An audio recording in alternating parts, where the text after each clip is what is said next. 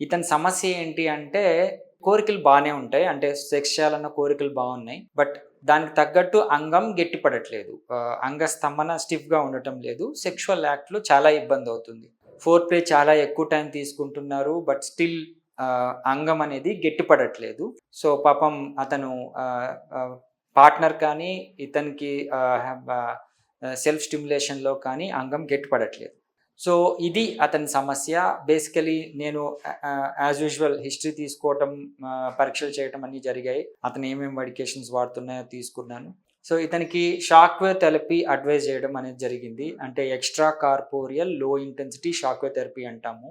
ఇది అంగానికి పైన పైన ఒక ఇన్‌స్ట్రుమెంట్‌తో అప్లై చేయడం అనేది జరుగుతుంది. దాంతో ఏమవుతుందంటే అంగంలోని కణజాలాన్ని యాక్టివేట్ చేసి బ్లడ్ సప్లైని ఇంప్రూవ్ చేయటం. ఇదే సైన్స్.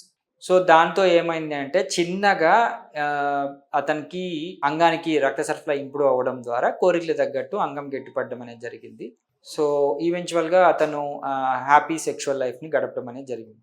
సో, ఈ క్లారిటీ నేనెందుకు ఇస్తున్నాను అంటే అబోవ్ 60 ఏజ్ వాళ్ళు కూడా సెక్షువల్ యాక్ట్‌ని హ్యాపీగా ఎంజాయ్ చేయొచ్చు. బట్ ఈ ఎరెక్టైల్ డిస్‌ఫంక్షన్ ఉంటే ఏమవుతుంది అంటే, ఆ అంగం స్తంభన లేకపోవడం వల్ల సెక్షువల్ యాక్ట్‌ని కంటిన్యూ చేయలేరు. సో, దీన్ని ఎప్పుడైతే కరెక్షన్ చేసుకుంటామో, వాళ్ళు హ్యాపీగా సెక్షువల్ లైఫ్‌ని లీడ్ చేయొచ్చు.